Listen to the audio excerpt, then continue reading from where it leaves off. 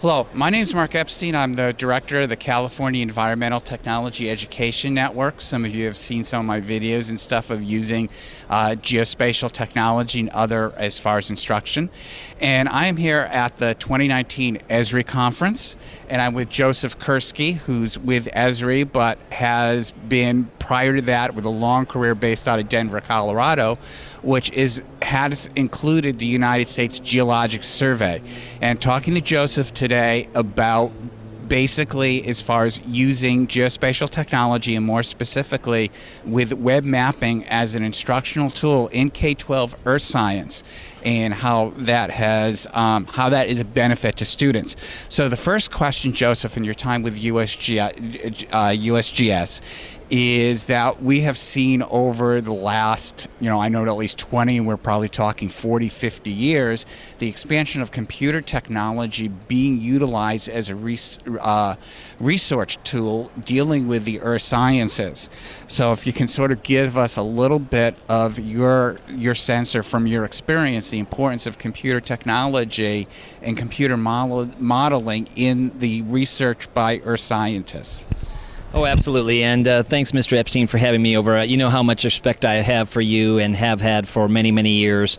You are one of the geo champions of our world, and thanks for chatting with me today. It's great to be with you.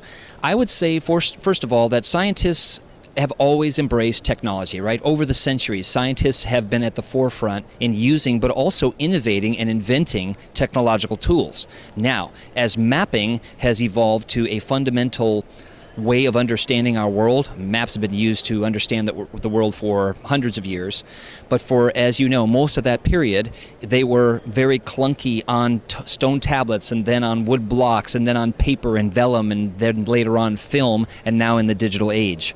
So as technology has evolved, mapping has evolved, and scientists have been, again, recipients, but also leaders in making that change happen. So models have evolved along with mapping and along with computer technology, so now we have the ability to do what we've always dreamed of doing, and that is asking the what-if questions.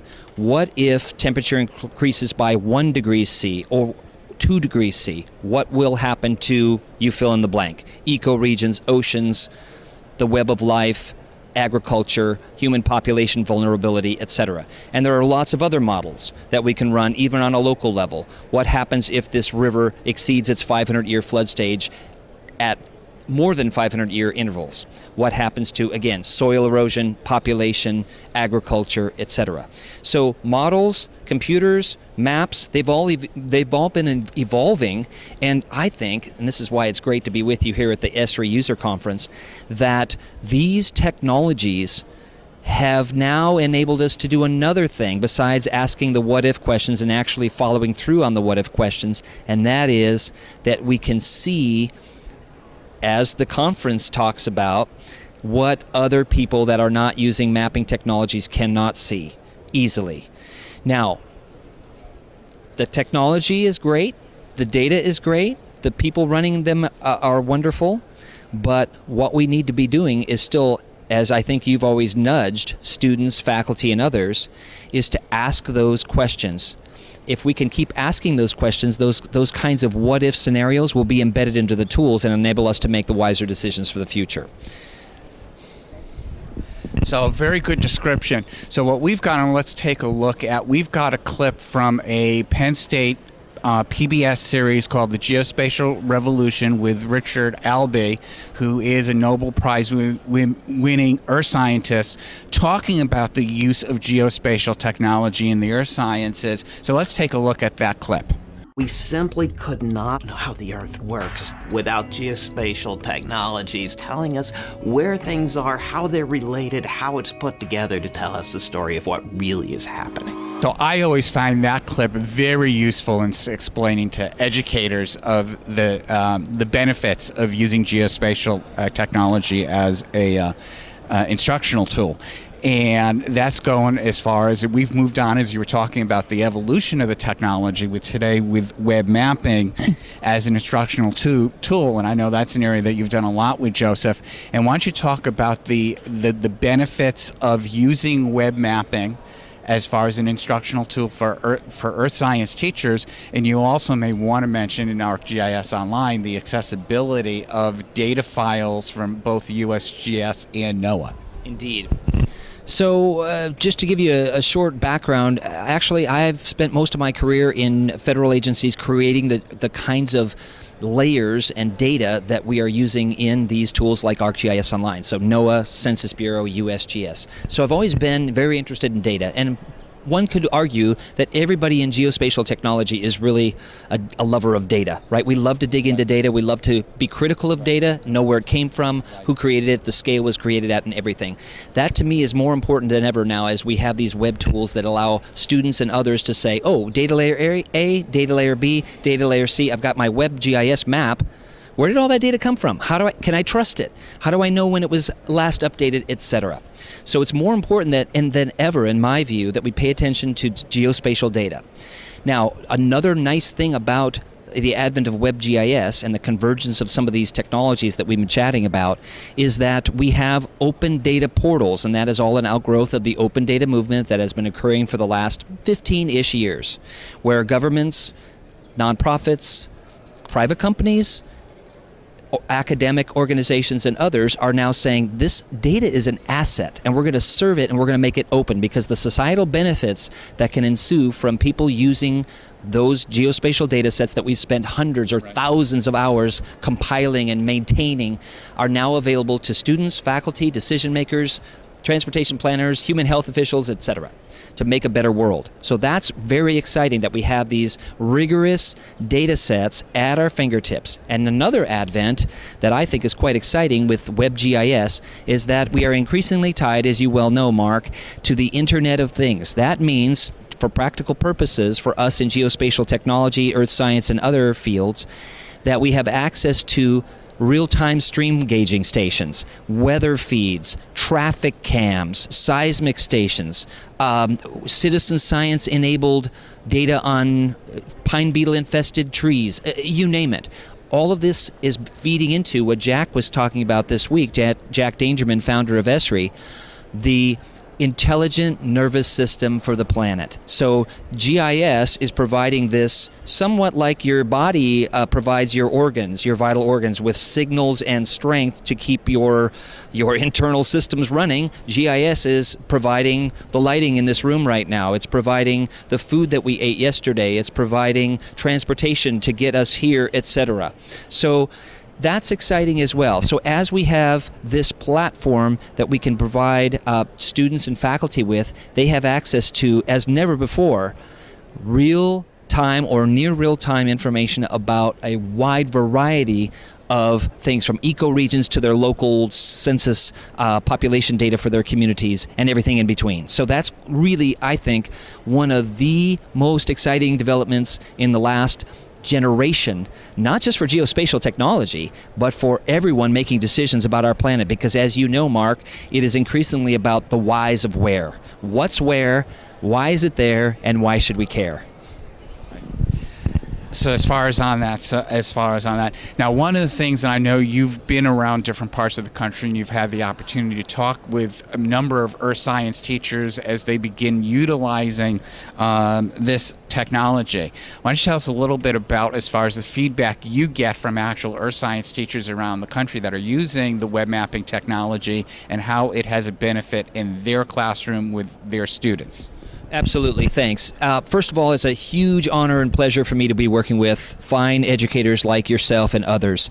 I feel that is an incredibly important part of our work. And so what we need to do, I believe, is do the following with WebGIS, and this is in conversation with the teachers and other administrators and professors and in all levels of education. First of all, consider WebGIS, and they are saying, Joseph, I'm using WebGIS as a content tool. So for example, they are tired of using a 1975 small map inside their textbook on ocean currents. Well, as you well know, and as I well know, you don't have to do that anymore. Right, yeah. They have the ability with ArcGIS Online and the Living Atlas of the World, which is a curated body of content from USGS, NASA, UNEP, WHO, etc., a curated body of content, not perfect, so be critical of the data still, but a curated body of content that's authoritative, that's up to date, that's rich with metadata that they can use inside their lessons for a content body of knowledge, a library, if you will. And this body of content is supplementing, or in some cases replacing, that old static map in their book or their worksheet. So the level 1, use these WebGIS tools and the data that's embedded in these tools to teach ecoregions, seismic plate tectonics, river systems, urban growth, etc. So that's one way they can use it. Another way they can use it is they can actually use the analytical tool. So sometimes we get folks saying, hey, guess what? I mapped my data with my students, and here are the points or lines or polygons on the map. And we say, great, and? The point is, right, that you want to analyze. That's the beauty of GIS, Geographic Information Systems. You don't want to just map your data. You want to understand whatever the phenomenon is better. Soil moisture, the weather, the river, the water quality in that river or pond, etc. So the analytical tools are really quite robust and easy to use. As time goes on, they become easier to use and more powerful. So that's also what we hear from earth science educators. The other thing is being able to have the students map their own data.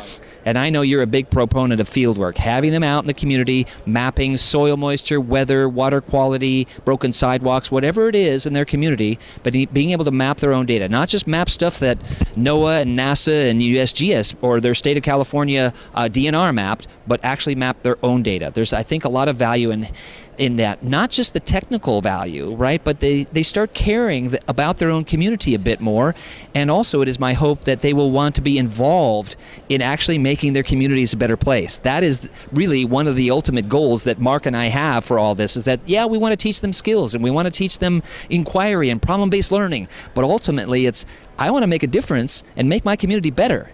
And I can also be a real scientist even when I'm in middle school or high school. I can actually be a scientist and contribute to this body of content that's out there. So there are a number of things that I'm hearing from earth science educators. The last thing, I'll just close with this, is that in the past when I was at USGS, I often used this map called This Dynamic Planet, which I know you love as well. Big map, is maybe 3 feet by 4 feet. It's a big map, you can lay it out on a table. But it's got plate tectonics, earthquakes, volcanoes, and ocean floor data, as well as ecoregions on the land. Well, great map. What earth science teacher, what geography teacher couldn't take that map and teach with it? You won't need a lesson. They just lay that out on a table, and there it is, and you can teach with it. In a similar way, WebGIS, like ArcGIS Online, story maps, and some other tools, you could give any earth science or geography teacher those data sets, and they could teach with them. They don't necessarily need a lesson. So I think one of the things about teaching with computer technology that's fast changing, like a geographic information system, yeah, there's some uncertainty involved. But the good news is that you can take that content and teach with it in a similar way that you could teach with that paper map. You could do it in a digital form, and the advantages are as follows. It's up to date. You can map the last 30 days of earthquakes. You can figure out how many cities in California are within 100 kilometers of the San Andreas Fault, and what the sizes are, and when the last earthquake was, and where the deep earthquakes. And you can filter just on the 8.0s and above. Change the scale. You cannot do that with the paper map.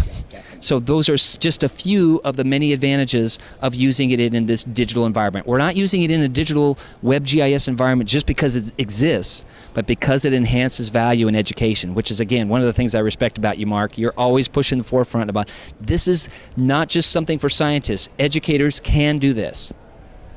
Right. As you're talking there, as far as on the with the digital versus the static map, as an educator, one of the things that I have seen with students many times on a lot of these stagnant or traditional map resources, it's overwhelming with the amount of information that the kids that can filter.